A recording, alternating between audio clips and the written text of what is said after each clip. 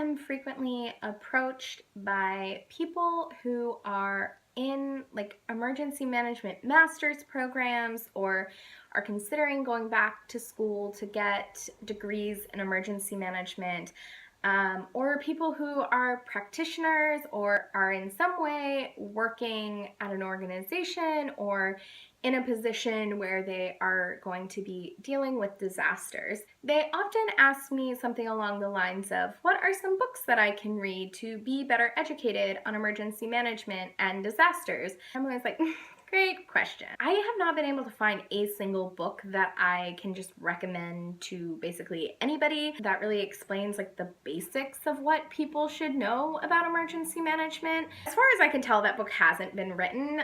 Maybe others might have one off the top of their head that they tend to recommend, but I really haven't found one that I think is good for a more general audience, but still based on research. The books I'm going to recommend today are definitely all accessible. Anybody can read them.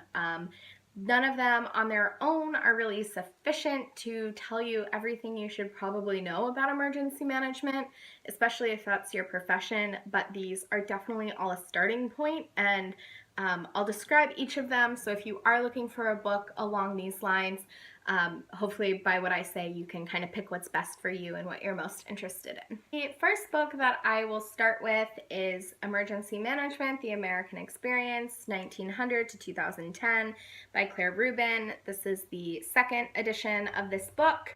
The first, I believe, was post 9/11 but pre-Katrina. So I definitely do recommend getting the second edition because important things changed after Katrina, so you'll want the second edition of this. This is like the classic emergency management book. Where I went to grad school, this was a book that was assigned to our Emergency Management 101 class. I think this gives the best general overview of emergency management, the history of it in the US, the different components, important policies related to emergency management. This is definitely the most comprehensive look at emergency management in book form that I have found. It is a bit textbooky. I mean, it's meant to be. So if you're just like a general reader wanting to know about emergency management, I don't know that you're going to necessarily like this book. But if you are really interested in the history of disasters and are interested in policy related things, even if you don't tend to go for academic books, you could still definitely be interested in this. So I would definitely give it a look. This is also a book that I see a lot of practitioners having said that they've read. And it's definitely one, again, that undergrads, master students alike are reading. So this is definitely kind of a touchstone text in emergency management that you'll want to make sure you've read. I kind of think of this next book as a kind of supplement for Claire Rubin's book. This is, how does this start? Okay, so Disaster Policy and Politics, Emergency Management and Homeland Security by Richard Silvis. The writing style of this book is very similar to The American Experience, which is why I kind of think of them together often. This book gives a in-depth look at policy and politics related to disasters, things like the role of the different levels of government, the role of the president, important policies, things along those lines. The book is from 2008. I want to say there is a new edition of this book out. If there is a new one, I will link it below. I should have looked that up before I started this. Richard Silves is a political scientist who has done tons of disaster research. He's the authority on politics and policies in emergency management. If you are involved with the politics or policy of emergency management, even if you are a practitioner, I would recommend reading this book. It is, again, like The American Experience, written more with an academic tone, but it is not convoluted and it's not weighed down by terminology or anything like that. So even if you're not used to reading academic kind of texts, this is a really good one to pick up. This next book is called Women and Disasters from Theory to Practice by Brenda Phillips and Betty Morrow. It's an edited volume. The majority of the book takes a feminist perspective on disasters. They speak about different disaster issues and how they may affect women differently. So they talk about increases in domestic violence that we consistently see post-disaster. They talk about housing policies and how those housing policies don't necessarily take into the account the needs of women after disaster. There's all kinds of things. There's a synthesis of flood research in Bangladesh in here. It talks about the intersection of gender and age and its relationship to stress after disaster. There's a fun chapter title in here called "But She's a Woman and This is a Man's Job." So anyways, in case you didn't know, emergency management is a male-dominated field in practice. Being a woman in emergency management poses some interesting challenges and leaves you with many interesting stories.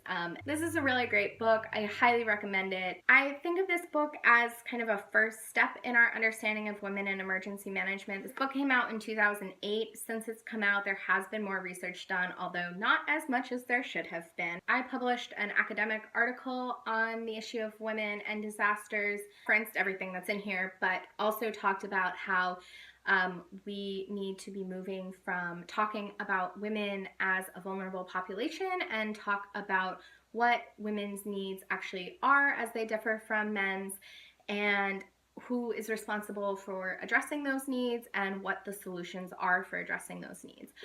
So that, in my view, my article was kind of a second step to what's in here. I'd also strongly recommend this for practitioners. I hear frequently from male practitioners that they never thought about how the experience of a disaster may be different for women. Sometimes this can lead to some really serious problems. So I think it is a responsibility among practitioners, especially, to read this book. This next book is called Managing for Long-Term Community Recovery in the Aftermath of Disaster by Alesh, Arendt, and Holly. This book is all about long-term recovery. You can kind of think of this as a roadmap for doing long-term recovery in a community. If you are a practitioner, you should definitely read this book. At least have it on your bookshelf. I really love it if you read it before a disaster happens in your community, so you can be ready to hit the ground running during recovery. But nonetheless, if you are in a community that's experiencing a recovery, I would really recommend this book. It's really easy to read. It goes pretty quickly. There's lots of examples, some pictures. So this book is mostly seems to be marketed towards emergency management practitioners, but I would also recommend this book for local politicians or other just local public officials that may find themselves involved in emergency management in some way. I would also recommend this to anybody who works at nonprofits or in grassroots organizations that are doing disaster recovery work. I could see this being beneficial to just even disaster survivors, anybody who's active in their community's recovery. I think this just does a really great job of explaining the different components of long-term recovery that are going to come up. I think this does a really good job of setting expectations for how the recovery process is going to go and gives you kind of a starting point to figure out what you're doing, because recovery is really freaking complicated. And I think this book does a really good job of kind of helping you figure out what you're going to be facing. So this next book is called Acts of God, The Unnatural History of Natural Disasters in America by Ted Steinberg. I feel like this is a pretty classic disaster book. I first read this in my undergrad sociology of disaster class. It basically talks about the history of how we conceptualize the cause of disasters. So for most of human history, we've considered disasters to be acts of God. More recently, we considered these things to be called natural disasters. Much more recently, we have begun to shift to view them as the interaction between a hazard and society, and we've begun to place more of the blame for disasters on ourselves rather than something divine or even something natural. Essentially, the point that is being made here is that disasters are not an act of God, they are not natural, they are not necessarily inevitable. There are a lot of things that we can do to prevent and minimize disasters from happening if we choose to do those things. The back of this book says it's a provocative history. I don't know that I would describe it as provocative, but here you go. These are the books that I find myself recommending most often to people who are starting out in the discipline of emergency management or are doing emergency management related work in practice. I have linked them all below so you can go check them out if you are interested.